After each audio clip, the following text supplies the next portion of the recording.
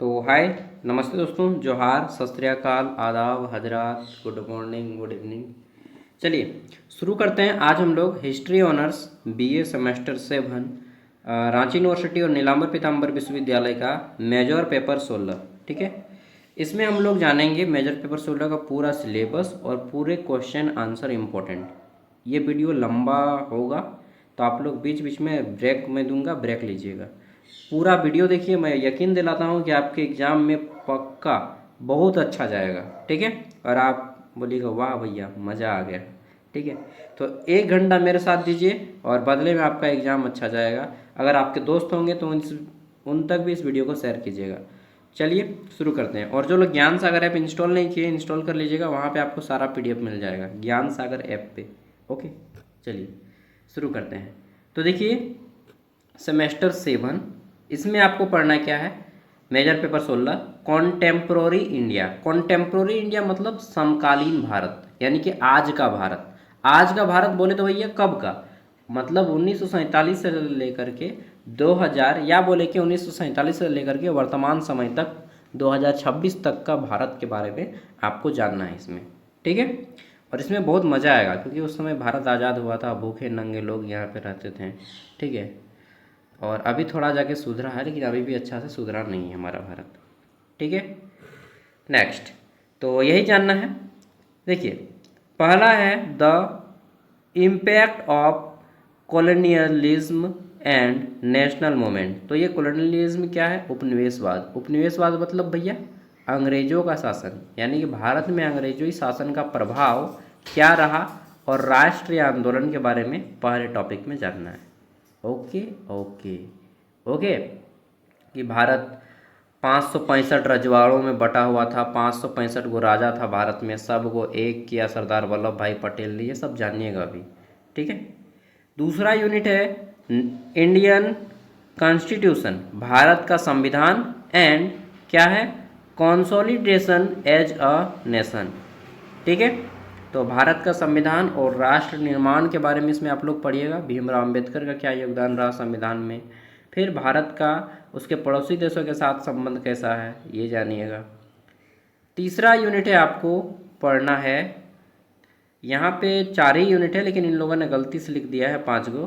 तीसरा यूनिट क्या है, socio economic development since independence, यानी कि आज़ादी से लेकर के अब तक भारत में क्या आर्थिक सामाजिक विकास हुए हैं ये जानना है। ओके, हाँ। अंतिम टॉपिक आता है यूनिट 4। देखिए यहाँ पे यूनिट 3 के बाद यूनिट 4 होना चाहिए, लेकिन मैं जैसा कि हर बार कहता हूँ कि झारखंड का आदमी हड़िया पी के मस्त रहता है, ठीक है। प्रोफेसर हो चाहे अधिकारी हो, यूनिट 3 के बाद यूनिट 4 होना चाहिए, तो यूनिट 5 लिख दिया।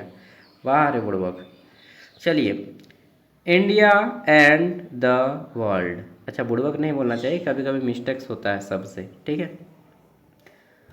तो India and the world, Bharat और विश्व का संबंध कैसा है ये जानना है, 1947 से लेकर के वर्तमान समय तक, ठीक है। चलिए, तो पहले हम लोग छोटे छोटे क्वेश्चन आंसर करते हैं, ठीक है। पहला प्रश्न है उपनिवेशवाद का प्रभाव एवं राष्ट्रीय आंदोलन से। भारत पर औपनिवेशिक शासन का सबसे प्रमुख राजनीतिक प्रभाव क्या था। औपनिवेशिक मतलब अंग्रेजी शासन। तो प्रशासन का जो सबसे बड़ा प्रभाव था कि भारतीय प्रशासन और राजनीतिक व्यवस्था पर ब्रिटिश का नियंत्रण था। सिंपल लिखिएगा, अंग्रेजों का नियंत्रण था भारत पे, ठीक है। दूसरा है औपनिवेशिक शासन ने भारतीय अर्थव्यवस्था को किस प्रकार प्रभावित किया। तो वे लोग अपने हित के लिए भारत की अर्थव्यवस्था का प्रयोग किया, सिंपल सा आंसर, ठीक है। भारतीय अर्थव्यवस्था को मुख्यतः ब्रिटिश औपनिवेशिक हितों की अनुरूप ढाल दिया, यानी कि भारत को अपने हित के अनुसार बनाया। नेक्स्ट, औपनिवेशिक शासन का भारतीय सामाजिक व्यवस्था पर क्या प्रभाव पड़ा। तो जो अंग्रेजी शासन था इसका भारत की सामाजिक व्यवस्था पर क्या प्रभाव पड़ा। तो समाज में नए सामाजिक वर्ग और आधुनिक शिक्षा तथा संस्थान का विकास हुआ, साथ ही अनेक परंपराओं नई परंपराओं को चेंज हुआ, मतलब पुरानी परंपराओं का चेंज हुआ। जैसे कि कुछ अच्छाइयाँ भी हुई, जैसे कि सती प्रथा का अंत हुआ, सामाजिक बदलाव एक हुआ। सती प्रथा का अंत समझते हैं ना, पहले जब किसी स्त्री का पुरुष बढ़ता था तो उसके साथ ही उसको जला दिया जाता था, तो ये सती प्रथा का अंत हुआ।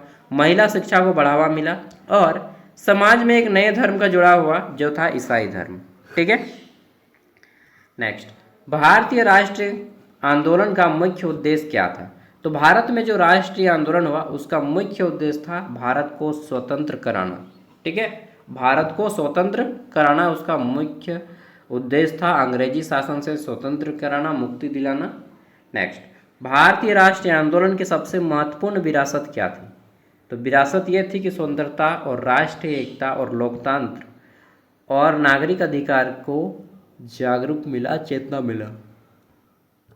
क्वेश्चन है हमारा, भारत का विभाजन किस वर्ष हुआ? तो भारत और पाकिस्तान दो भागों में बट गया 1947 में।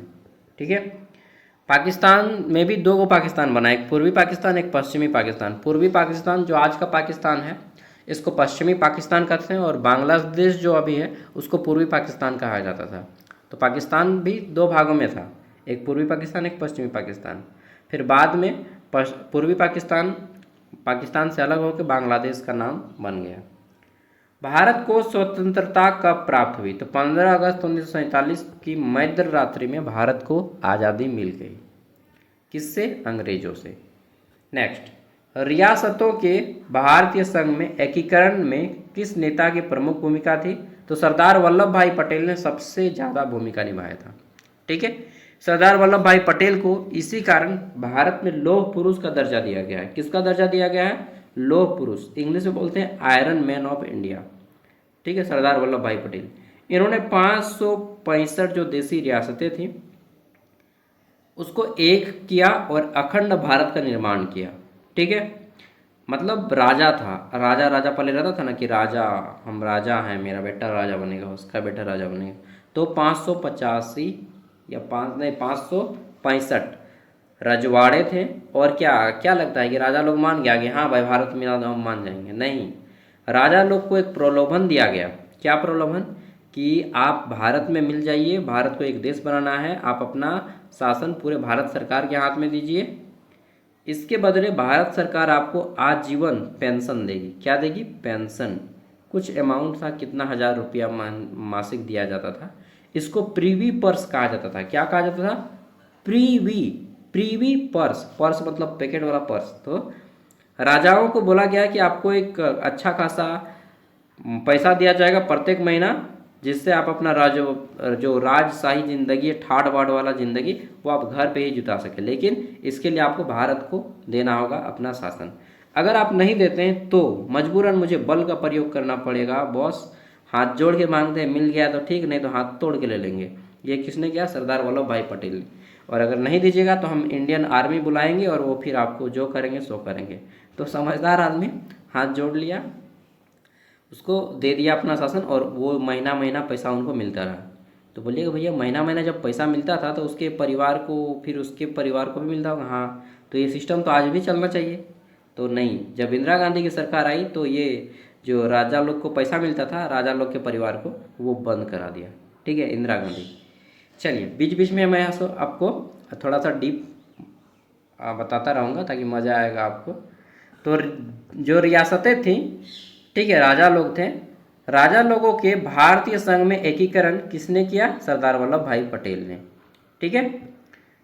नेक्स्ट, जूनागढ़ के भारत में विलय का प्रथम प्रश्न किस कारण महत्वपूर्ण हुआ? तो क्योंकि वह शासक व्यवस्था और जनता की बहुसंख्यक इच्छा के बीच मतभेद था। देखिए, जूनागढ़ एक राजा का गढ़ था। ठीक है, ये भी एक राज था। तो यहाँ का जो राजा था वो बोल रहा था कि नहीं, हम भारत के साथ नहीं मिलेंगे, लेकिन जूनागढ़ की जनता बोल रहे थे कि हमको भारत के साथ मिलना है हम लोगों को। तो लास्ट में वही हुआ, बल का प्रयोग किया गया, इंडियन आर्मी। इसी तरह से एक था हैदराबाद। हैदराबाद का निज़ाम, हैदराबाद में 90% पॉपुलेशन, 90 नहीं 80% पॉपुलेशन इस्लाम है। मैं हैदराबाद 2 बार गया हूँ। ठीक है, तो 80% पॉपुलेशन ने हैदराबाद का निज़ाम बोलता था कि नहीं, हम भारत के साथ नहीं मिलेंगे। ठीक है, तो भाई भारत के साथ नहीं मिलेगा तो फिर रेडी हो जाओ इंडियन आर्मी से सामना करने के लिए। तो फिर गई इंडियन आर्मी। ठीक है, बाप बुलवा दिया सबको और फिर भारत में लास्ट में मिल गया। तो देखिए, जहाँ पे आप समझें कि यहाँ पे मैं नहीं सकूँगा, तो आपको वहाँ पे हार मान लेना चाहिए, ठीक है, यदि आप गलत ना हो तो देखिए भारत का एकीकरण हो रहा था तो कोई गलत चीज़ तो हो नहीं रहा था, अच्छा चीज़ हो रहा था। जनता भी डिमांड कर रही थी कि नहीं हमें भारत के साथ मिलना है, लेकिन राजा बोल रहे हैं नहीं आपको तो मिलने नहीं दिया जाएगा, ठीक। तो हैदराबाद का निज़ाम, जूनागढ़, इनको बल का प्रयोग किया गया था। और एक राजा थे कश्मीर के राजा हरि सिंह, वो बोल रहे थे कि हम भारत में मिलेंगे भी नहीं और ना कश्मीर में मिलेंगे, ठीक है, भारत में भी नहीं मिलेंगे और पाकिस्तान में भी, क्योंकि कश्मीर दोनों के बीच बीच में भारत और पाकिस्तान के। अब ऐसा हुआ कि हरि सिंह को ऑफर दिया गया नेहरू ने कि भाई मिल जाओ भारत में, नहीं मिला। पाकिस्तान की आर्मी आई और जो आपका एरिया है पूरा का पूरा कश्मीर, उस पर अटैक करने लगी। तब हरि सिंह जो वहाँ का राजा था दौड़ के आया, कहाँ आया, नेहरू जी के पास। बोल रहा है नेहरू जी सुनिए ना, तो हमको वहाँ पे पाकिस्तानी लोग घेर लिया है, ठीक है, हमारा राज्य को हथिया लेगा उन लोग, तो आप हमारी रक्षा कीजिए। तो नेहरू जी ने बोला ठीक है हम रक्षा करेंगे, लेकिन आप लिखिए विलय पत्र, एक निकाला गया विलय पत्र, और उसमें बोला गया कि कश्मीर का हम विलय भारत के साथ करते हैं। फिर जाके हरि सिंह ने हस्ताक्षर किया और बोला कि हम भारत के साथ हस्ताक्षर करते हैं। क्यों हरि सिंह ने भारत का साथ चुना था, यूँ इसलिए, थोड़ा सा यहाँ पे धार्मिक मैटर है, क्योंकि हरि सिंह नाम सुनने से ही लगता है एक हिंदू है। तो एक हिंदू राजा चाहता था कि हम भारत के साथ मिले, क्योंकि उस टाइम पे बंटवारा ही देश का इसलिए किया गया था ताकि पाकिस्तान चला गया इस्लाम और हिंदू लोग रह गए थे भारत में। मेजोरिटी की मैं बात कर रहा हूँ, हालांकि बहुत सारे लोग भारत में ही रहते, बहुत सारे इस्लाम भी। तो हरि सिंह चाहता था कि नहीं विलय तो करेंगे, लास्ट में जब पाकिस्तानी अटैक कर दिए, जब उनके पास कोई चारा नहीं बचा स्वतंत्र रहने का, तब हरि सिंह ने भारत के साथ विलय पत्र में हस्ताक्षर किए हैं। मैंने यूट्यूब में भी डाला है, विलय पत्र को दिखाया है। तो फिर कश्मीर जुट गया भारत के साथ। फिर इंडियन आर्मी गई, पाकिस्तानी सेना को मार भगाई, ठीक है। जब तक से भारत की सेना जाती है वहाँ पे अटैक करने के लिए, हरि सिंह का राज्य पाकिस्तानी सेना को मार को भगाने के लिए, क्योंकि पाकिस्तानी लोग अटैक कर दिया था, तब तक से पीओके जो मतलब पाकिस्तानी ऑक्यूपाइड एरिया कहा जाता है, पीओके, ठीक है, पाक ऑक्यूपाइड एरिया, तो उस एरिया को अभी तक वही मुद्दा चल रहा है। पाकिस्तानी लोग बोलते हैं कि मेरा है, भारत बोलता है मेरा है, और उसी मुद्दा को लेकर कश्मीर को लेकर भारत और पाकिस्तान के बीच युद्ध होता रहता है, ठीक है। डिसीजन क्या है, तो पाकिस्तानी लोग बोलते हैं कि नहीं इसको हमने जीता है, और भारत का लोग बोलता है कि नहीं यहाँ के जो राजा थे वो भारत के साथ विलय पत्र कर किए हैं तो ये हमारा हो। अरे भाई ये किसी का नहीं है, छोड़िए, वहाँ पे बना दीजिएगा हॉस्पिटल, ठीक है, जो केवल इंडियन एम्बेसी और पाकिस्तानी एम्बेसी के लोग वहाँ पे रहेंगे। मगर मैं प्राइम मिनिस्टर होता तो ऐसा ही करता कुछ, ठीक है। चलिए, तो ये हो गया, इस मैटर के लिए लड़ते रहते हैं, हालांकि ये पॉलिटिकल मुद्दा बना दिया है इन लोगों ने, सबको ये जनता समझ रही है।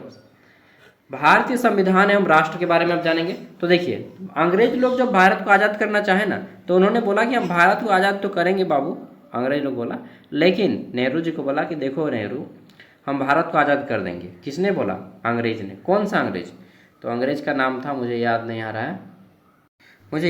है, ठीक है, उसका नाम कुछ अजीब था यार, वो भारत के अंतिम गवर्नर जनरल भी रहे हैं, ठीक है, अंग्रेजी। तो वो बोला कि देखिए नेहरू जी और बहुत सारे विद्वान आदमी को, महात्मा गांधी को, कि हम भारत को आज़ाद करेंगे, अंग्रेजों ने बोला, लेकिन आपको एक संविधान बनाना होगा, क्योंकि आपको संविधान के तहत इस देश को चलाना होगा अब। तो बोला ठीक है।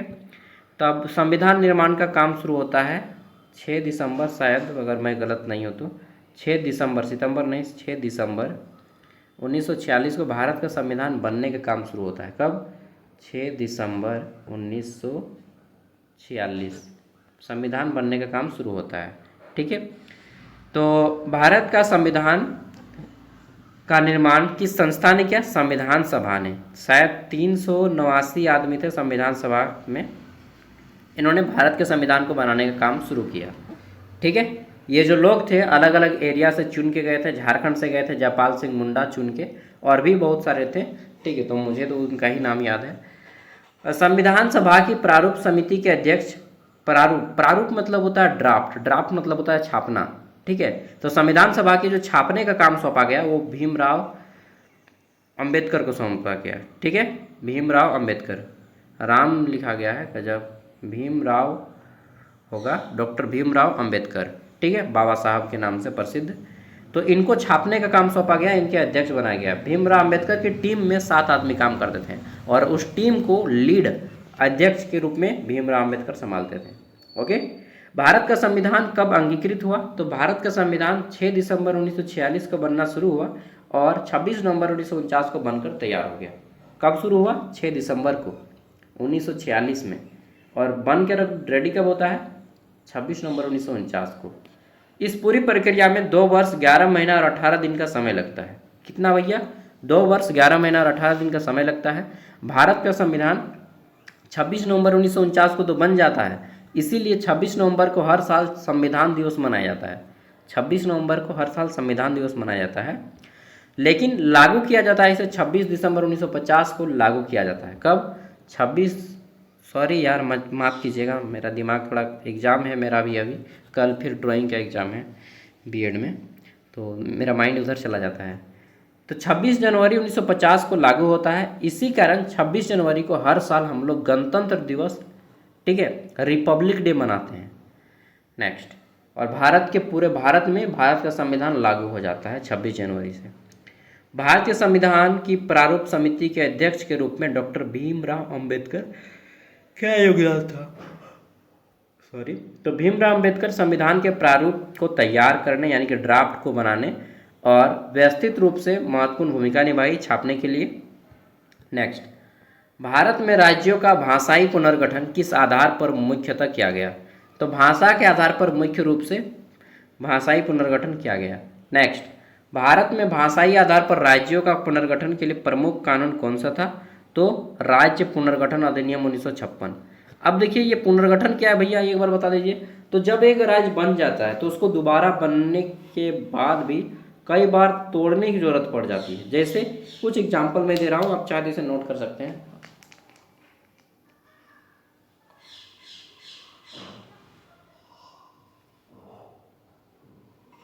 देखिए बोल बोल के ना थक जाते हैं ना। तो भारत का जब संविधान बना तो राज्य पुनर्गठन कानून पास हुआ 1956 में।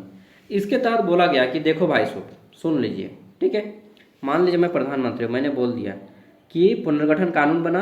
अब कोई भी राज्य की जनता अगर खुश नहीं है उस एरिया से तो वो अपना राज्य ले सकती है। तब पहली बार आंध्र प्रदेश को अलग किया गया भाषा के आधार पर, तेलुगु भाषा के आधार पर आंध्र प्रदेश को अलग किया गया। ठीक है, पहला राज्य बना तेलुगु भाषा के आधार पर आंध्र प्रदेश। उसी तरह से पहले महाराष्ट्र और गुजरात दोनों एक हुआ करते थे। महाराष्ट्र और गुजरात दोनों एक राज्य था और उस समय उसका नाम था सौराष्ट्र। क्या नाम था? सौराष्ट्र। तो 1960 में महाराष्ट्र और गुजरात भी अलग हो गया, अलग अलग राज्य। ठीक है, भाषा के आधार पर गुजराती भाषा मतलब गुजरात के लोग गुजराती बोलते थे, महाराष्ट्र के मराठी। ठीक, 1966 में पंजाब और हरियाणा भी अलग हो गया। ठीक है, हरियाणवी बोलते थे हरियाणा के लोग, पंजाबी बोलते थे पंजाब के लोग, तो वो भी भाषा के आधार पर अलग हो गए।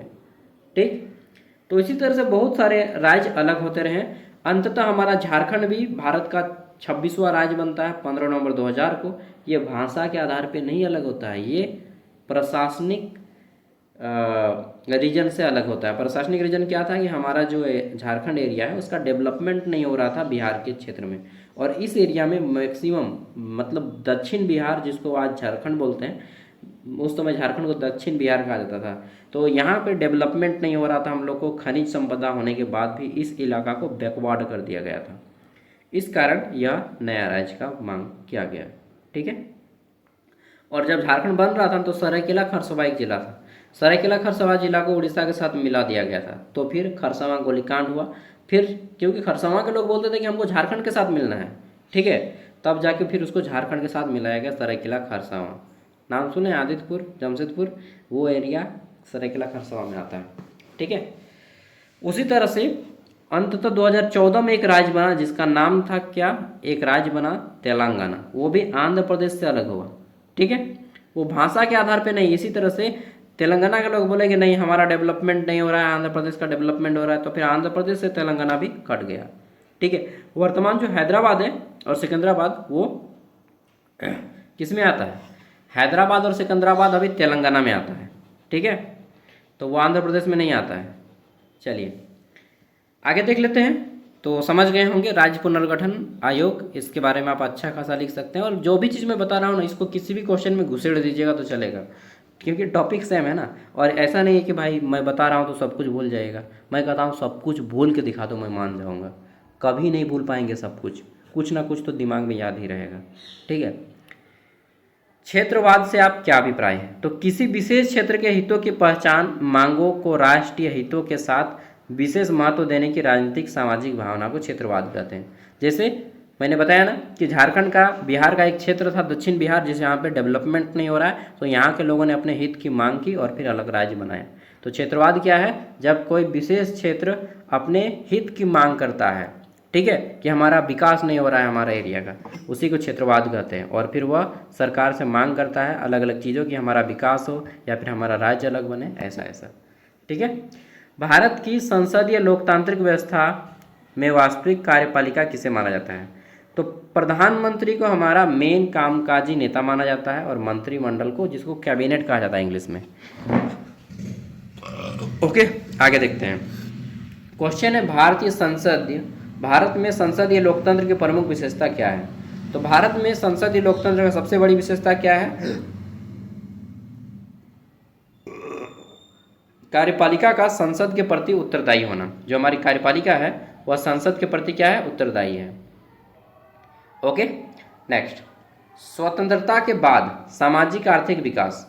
तो स्वतंत्रता के बाद भारत के आर्थिक विकास की प्रमुख रणनीति क्या रही?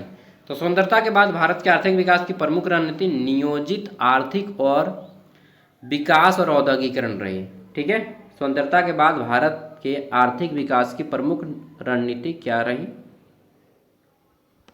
एक मिनट, देखिए, जब भारत आज़ाद हो गया तो हमारे पास विकास के लिए सबसे बड़ा मार्ग चुना गया प्लानिंग कमीशन, जिसको हम लोग योजना आयोग कहते हैं। ठीक है, योजना आयोग अभी समाप्त हो गया है, तो योजना आयोग और फैक्ट्री लगाना, यही दो चीज़ बताया गया। योजना आयोग क्या है? तो पंचवर्षीय योजना पहले चलता था, ठीक है, और फैक्ट्री को लगाना ये प्रमुख था। नेक्स्ट, भारत में आर्थिक उदारीकरण की शुरुआत कब हुई? तो 1991 में। ये क्या होता है भैया आर्थिक उदारीकरण? इसका मतलब कि भारत ने विदेशी व्यापार कब शुरू किया? 1991 में भारत ने विदेशी व्यापार खुल के शुरू किया कि भाई कोई भी फैक्ट्री आइए भारत में बसाइए, और भारत भी किसी भी देश में जाकर के व्यापार करेगा। ये कब से हुआ? 1991 से।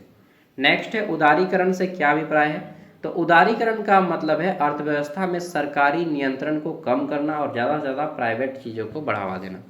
ठीक है। वैश्वीकरण से क्या अभिप्राय है? तो अभी मैंने बताया कि भारत में वैश्वीकरण, उदारीकरण और निजीकरण, तीन चीज़ आया 1991 में। सरकार बोली कि विभिन्न देशों की कंपनियां यहाँ पे आके अपना फैक्ट्री बसाएं। वही हुआ कि अर्थव्यवस्था, विभिन्न देशों की अर्थव्यवस्था, बाजार, उत्पादन प्रणाली का बढ़ता हुआ परस्पर जुड़ाव। ठीक है, इसको मैं थोड़ा सा और अच्छे से बताता हूँ। 1991 वर्ष 1991 जिसको बोला जाता है आर्थिक उदारीकरण का दौर, 1991, 19 और उसको फिर पलट दीजिए 91। तो 1991 में प्रधानमंत्री मनमोहन सिंह थे, और वहाँ के वित्त मंत्री थे, प्रधानमंत्री थे पीवी नरसिम्हा राव, जिसको 18 भाषाएं आती थी, और वहाँ के हमारे वित्त मंत्री थे मनमोहन सिंह।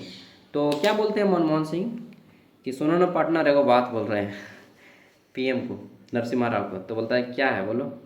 तो बोलता है कि बात ऐसा है ना कि पूरा विश्व अभी डेवलपमेंट कर रहा है, बहुत तेज़ी से आगे बढ़ रहा है, और हम लोग भारत का आदमी पीछे हैं।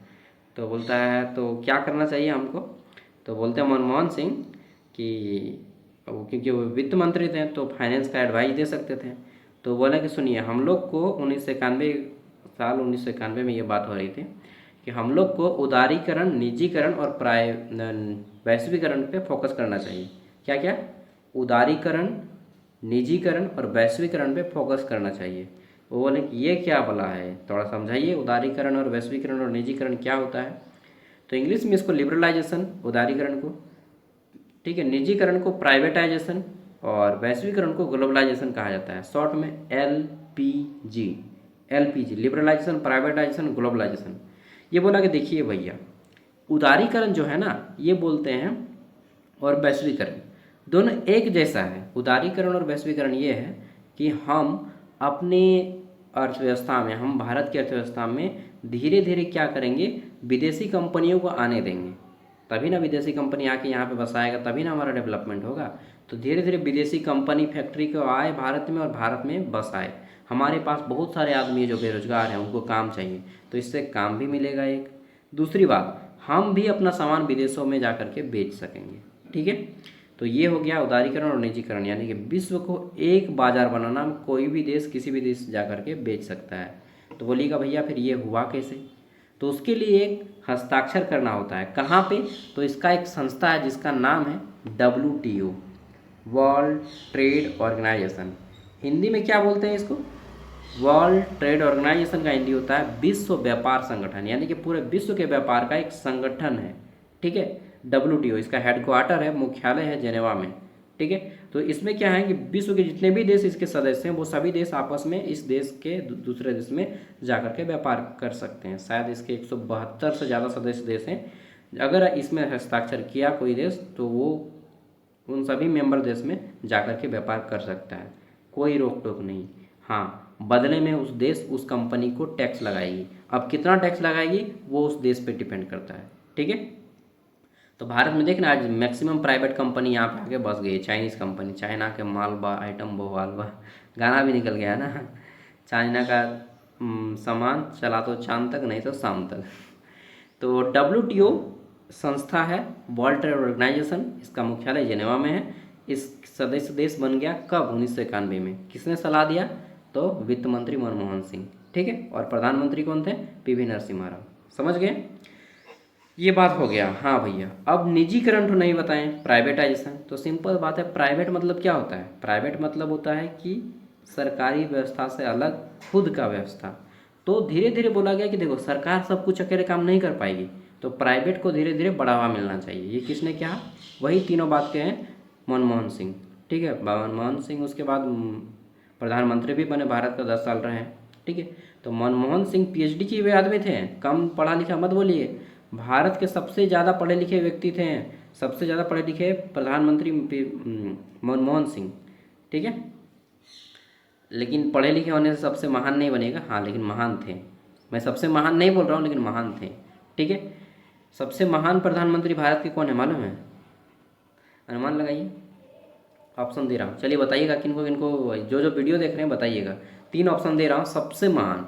ठीक है, इवन ये तक कि अपना जो कपड़ा है ना वो भी सिल सिल के पीते थे, पहनते थे। ऐसा नहीं कि कपड़ा के पीछे हम बहुत ज़्यादा पैसा खर्च करें, लग्जरी कार में घूमे, गाड़ी में घूमे, नहीं। लास्ट में उसको मार दिया मिल के। ठीक है, विदेशी लोगों ने, पाकिस्तानियों ने।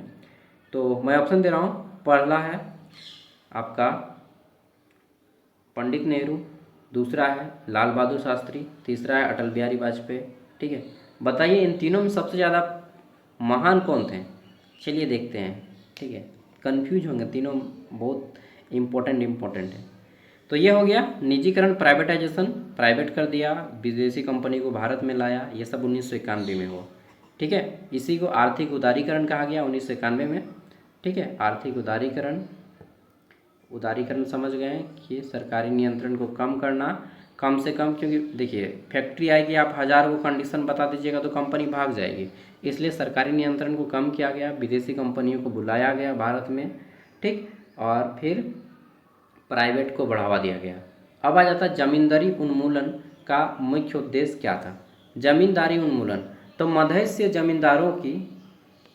जमींदारों की भूमिका समाप्त करके किसानों से डायरेक्ट क्या है, प्रत्यक्ष प्रदान करना। पहले जमींदार लोग होते थे जो कि जमीन किसानों को देते थे, तो उसको समाप्त करके डायरेक्ट किसान को जमीन दिया जाने लगा। ठीक, एक आता है भूदान आंदोलन के प्रवर्तक कौन थे? तो आचार्य विनोबा भावे थे। आचार्य विनोबा भावे, कई क्वेश्चन है जी? 30 गो है ना? अरे बाप रे, अरे यार 35 क्वेश्चन है। चलिए कोई बात नहीं, कर देते फटाफट के। तो आचार्य विनोबा भावे, देखिए मैं आपको कहानी से ही समझाने का प्रयास करता हूँ मैक्सिमम चीज़ें। कहाँ गया? यहाँ पे ना, आचार्य विनोबा भावे, इनके नाम पे हजारीबाग में एक विश्वविद्यालय बना है, विनोबा भावे विश्वविद्यालय हजारीबाग। विनोबा भावे क्या करते थे? ये राजाओं से जमीन मांगते थे, अमीर अमीर लोगों से, और उसको गरीब लोगों में दान करते थे। ठीक है, भूदान, 2 शब्दों से मिला है, भू और दान। भू मतलब होता है भूमि, दान मतलब देना। तो राजाओं से या अमीर लोगों से भूमि को दान में लेकर सरकारी और गरीब जरूरतमंद लोगों को भूमि का उपयोग करते थे। अमीर लोग से जमीन लिए और गरीब लोग को दान दे दिए। ये भूदान आंदोलन, ठीक है, भूमि का दान। हरित क्रांति का मुख्य उद्देश्य क्या है? हरित मतलब हरा ना, तो ऐसी क्रांति जिसमें कृषि के पैदावार में वृद्धि लाई, जिसमें गेहूं और चावल का अनाज बढ़ने लगा। क्या था ना, देखिए हरित क्रांति के बारे में सबको मालूम है, एम एस स्वामीनाथन आए। विश्व में हरित क्रांति के जनक थे नॉर्मन बोरलॉग। नॉर्मन बोरलॉग विदेश गए, पता लगाया तो विदेश गए थे, वहाँ पे नॉर्मन बोरलॉग खेती में रिवोल्यूशन लाए। अब भारत का एक आदमी आता है एम एस स्वामीनाथन, ठीक है, ये साउथ इंडियन थे। तो वो गए, M S Swaminathan Norman Borlaug विश्व हरित क्रांति के जो जनक थे उनके शिष्य थे, स्टूडेंट। एम एस स्वामीनाथन ने उन्हीं के प्रिंसिपल को भारत में फॉलो किया और हरित क्रांति लाए भारत में। भारत में उन्होंने उच्च पैदावार देने वाले बीज लाए, क्योंकि भारत का लोग पहले सुने होंगे कि भूखे रहता था, एक टाइम का खाना मिल जाता तो दूसरे टाइम का नहीं, ठीक है, माड़ भात में ज़िंदगी बिता दे जाता तो दाल भात तो बहुत नसीब से मिलता था, ठीक है। किसी के घर में जाइएगा रोपने के लिए, धान रोपने के लिए, तो एक पहला चार मिलता था, ऐसा सुने होंगे, आपके दादा दादी लोग बोलते होंगे, मेरे भी दादा दादी सुनाते थे। तो उस टाइम पे खाना पीना बहुत कम मिलता था। तो हरित क्रांति जब आई तो खेती में पैदावार ज़्यादा होने लगा। जहाँ पे 10 पहला का बीन है ना, 4 काठ अगर धान उगता है, मतलब 40 किलो अगर धान उग रहा है तो वहाँ पे 100 किलो उग रहा है।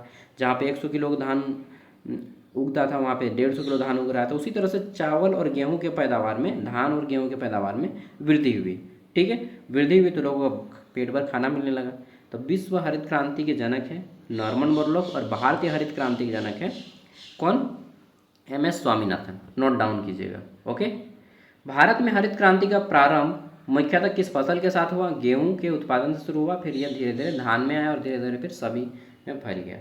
महिला सशक्तिकरण का मुख्य उद्देश्य क्या है? तो महिलाओं को समान अधिकार, अवसर, शिक्षा और आर्थिक स्वतंत्रता लेने में भागीदारी। नेक्स्ट आता है दलित राजनीतिक का मुख्य उद्देश्य क्या रहा? तो नशा से मुक्ति हो और अच्छी शिक्षा व्यवस्था हो, ये सब आप जोड़ के लिख लीजिएगा। अस्पृश्यता मतलब छुआछूत को भारतीय संविधान में किस रूप में देखा गया? तो यह एक कानूनी अपराध है। अगर आप किसी को भी छोटी जाति के कहकर उसके साथ भिन्न भेदभाव करते हैं तो आपको दंड दिया जाएगा।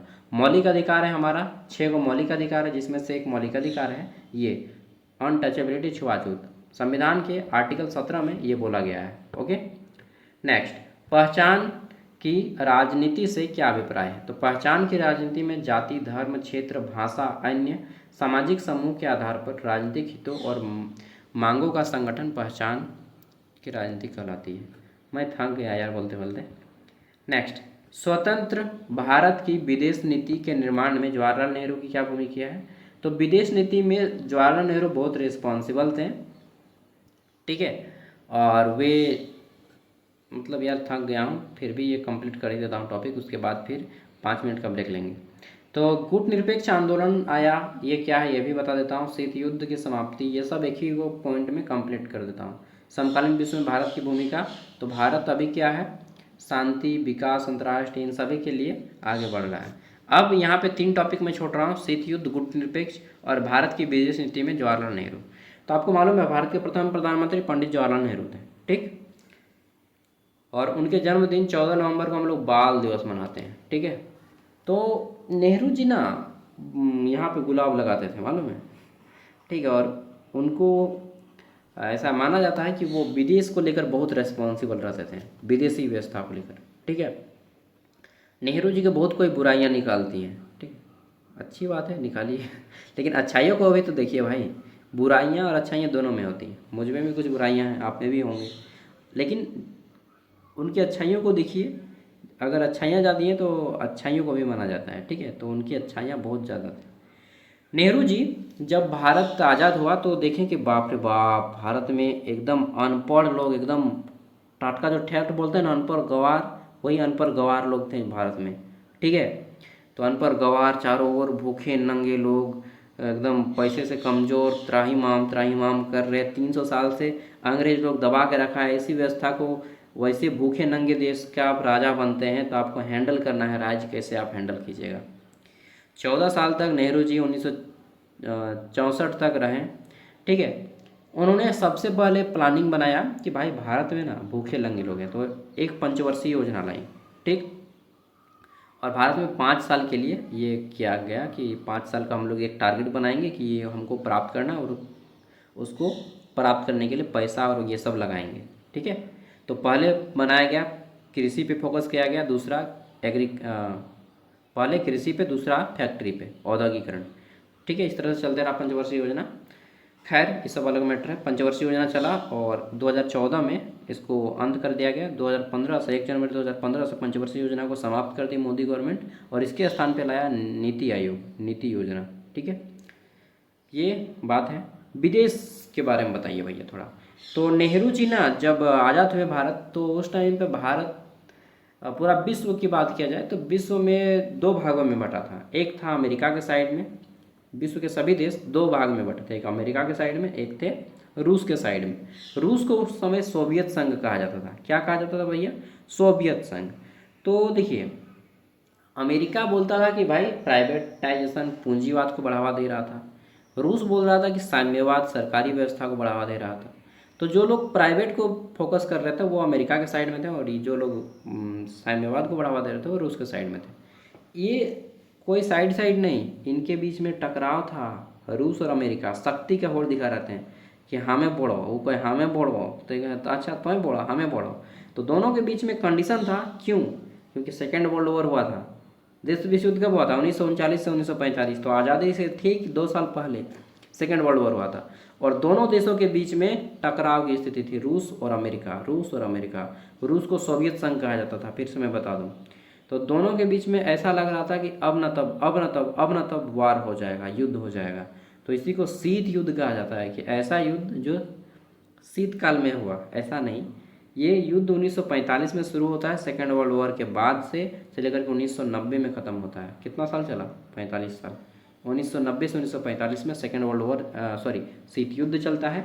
अब जब भारत आज़ाद हुआ तो भारत से पूछा गया कि बाबू कंदा जी बेरे, अमेरिका बाटे ना रूस बाटे, मतलब अमेरिका के साइड में जाइएगा ना सोवियत संघ है।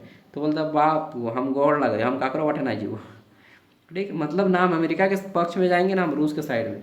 हमको खाने का खाना नहीं मिल रहा है यार, और तुम लोग बोल रहे हैं लड़ने की बात कर रहा है। तो नेहरू जी क्या बोलते हैं कि हमें खाने को लालने पड़े हैं, और एक आदमी पूछ रहा है कि रूस के साइड से लड़ेगा ना अमेरिका के साइड से। हम किसी के साइड से नहीं लड़ेंगे। इसी को बोला गया है कि किसी भी गुट में नहीं जाएंगे, गुट निरपेक्ष रहेंगे। इसी को इंग्लिश में बोलते हैं नाम, नॉन अलाइड मूवमेंट, गुट निरपेक्ष आंदोलन। हिंदी में क्या है? गुट निरपेक्ष आंदोलन। इंग्लिश में बोलते हैं गुट को नॉन अलाइड मूवमेंट। ठीक है, किसी भी गुट में नहीं जाएंगे। तो भारत ने गुट निरपेक्ष आंदोलन कई देशों के साथ मिलकर बनाया। जैसे भारत के साथ और भी बहुत सारे देश आएंगे कि भैया भैया हम भी नहीं जाएंगे, हम भी किसी के साथ नहीं रहेंगे, हम भी किसी के साथ युद्ध में नहीं लड़ेंगे, हम अपना रहेंगे। तो भारत, मिस्र, ब्राज़ील, यूगोस्लाविया, ये 4 देश और भी बहुत सारे देश बाद में आ गए इस गुट निरपेक्ष आंदोलन में। ये एक संगठन था जिसके तहत कोई भी देश किसी भी देश के साथ लड़ाई झगड़ा नहीं करेगा कि लड़ाई तुम लड़ाई करो, बाहर में जाओ, ठीक है, जो करना है करो अपना, हम आराम से रहेंगे, जियो और जीने दो।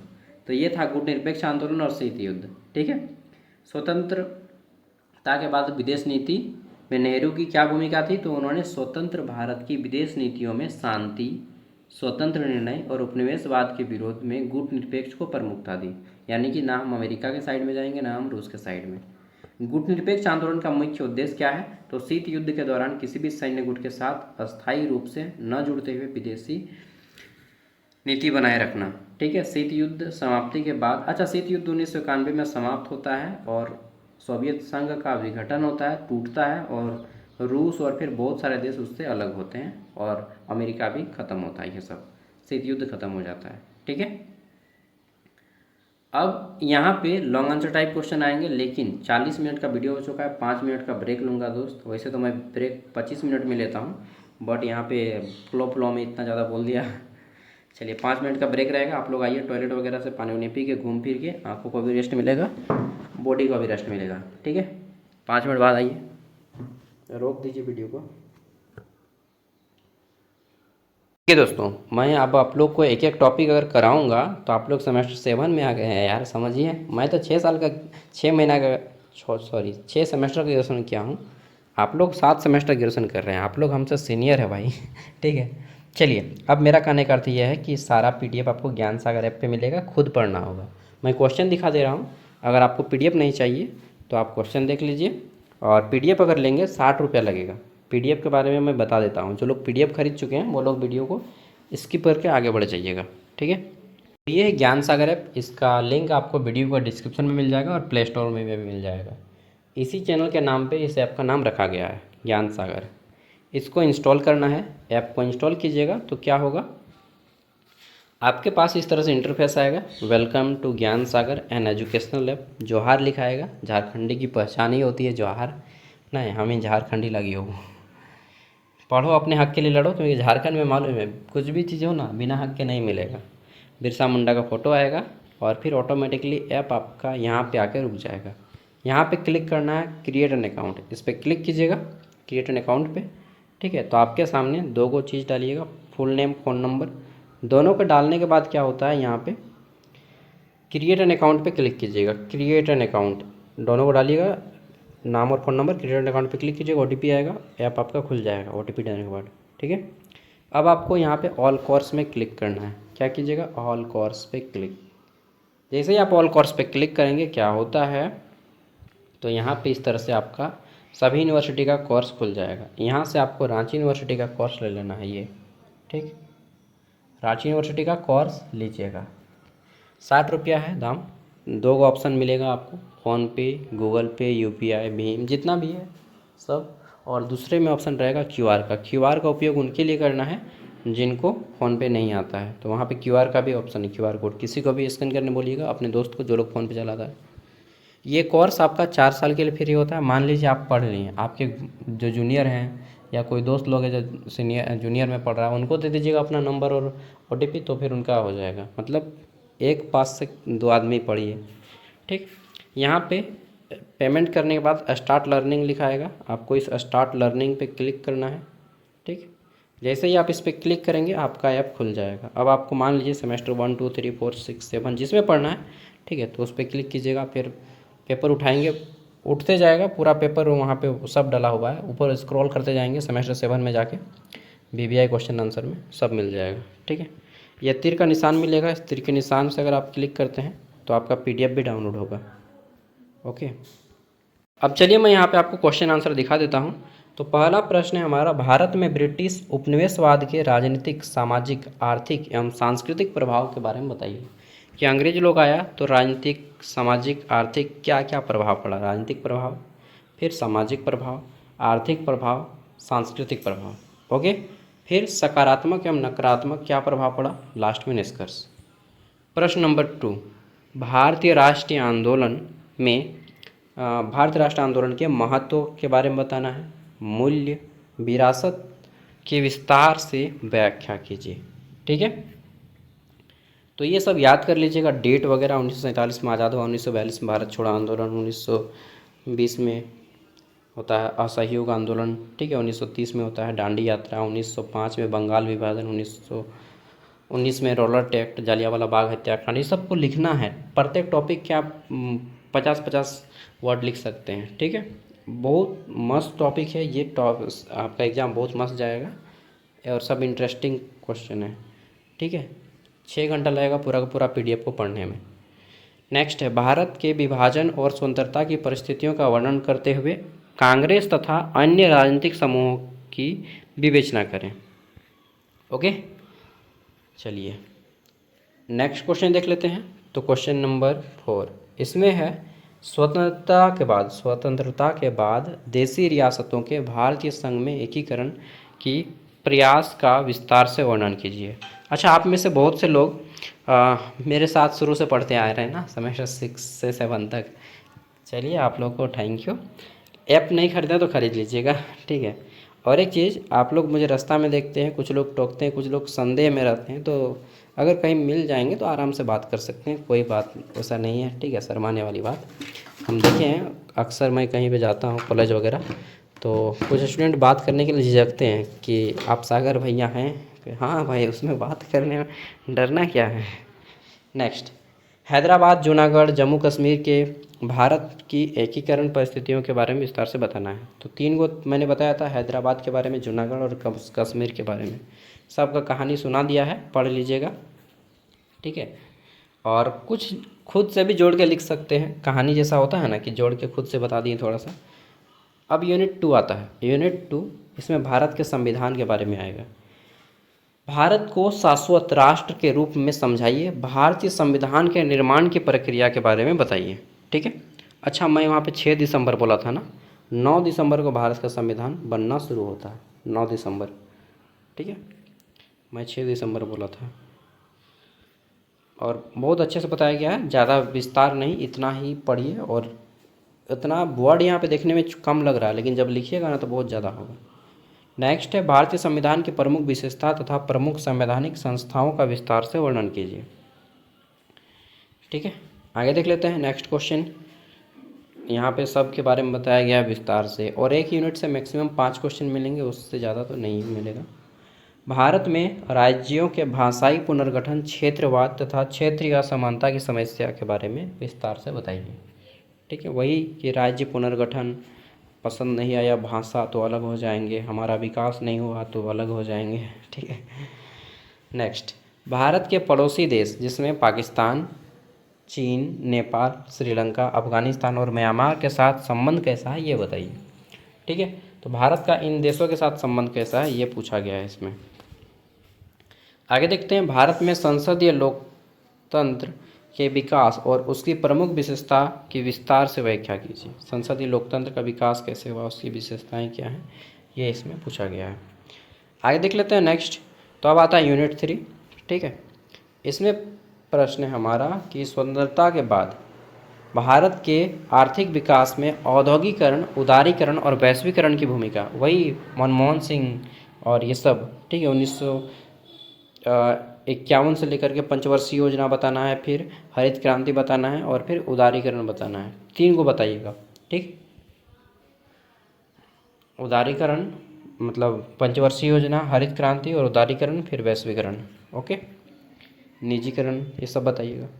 अगला प्रश्न आता है हमारा यहाँ पे, स्वतंत्रता के बाद भारत में भूमि सुधार, जमींदारी उन्मूलन, काश्तकारी सुधार, भूदान आंदोलन जिसमें भूमि को दान में मांगा गया, इन सब के बारे में, और कृषि का विस्तार किस तरह से हुआ, ये सब पूछा गया है। ओके, नेक्स्ट देखते हैं क्वेश्चन नंबर 3। अगला क्वेश्चन है हमारा, स्वतंत्रता के बाद राजनीतिक एवं सामाजिक आंदोलन के महत्व, महिला सशक्तिकरण और किसान अधिकारों के प्रश्न की विस्तार से विवेचना कीजिए। ठीक है, नेक्स्ट देख लेते हैं। अगला प्रश्न है हमारा, स्वतंत्रता के बाद भारत में पहचान की राजनीति के विभिन्न रूप जिसमें सांप्रदायिकता, क्षेत्रीय और जातीय चेतना, दलित राजनीतिक अस्पृश्यता और जाति विरोध आंदोलन की विस्तार से व्याख्या कीजिए। ठीक है, चलिए आगे देख लेते हैं नेक्स्ट क्वेश्चन। यूनिट 5 अंतिम यूनिट है ये। इसमें है नेहरू काल तथा नेहरू के बाद, 1964 के बाद, क्योंकि 1964 में नेहरू जी की मृत्यु हो जाती है, भारत की विदेश नीति, प्रमुख विशेषता, चुनौती क्या क्या है ये बताना है। ठीक है, और सब ऐसा टॉपिक है जो आप पढ़े हुए हैं, सुने हुए हैं, यही सब टॉपिक है। ठीक है, नेक्स्ट कुछ युद्ध के बारे में भी पढ़ना पड़ेगा, भारत चीन युद्ध, भारत पाकिस्तान युद्ध। ठीक है, शीत युद्ध की समाप्ति के बाद गुटनिरपेक्ष आंदोलन जो मैंने बताया था कि किसके साइड में जाओगे, अमेरिका के साइड में ना रूस के साइड में, ये वाला। ओके, देखिए मैंने आपको बेसिकली बता दिया है सब कुछ कि किस में क्या है।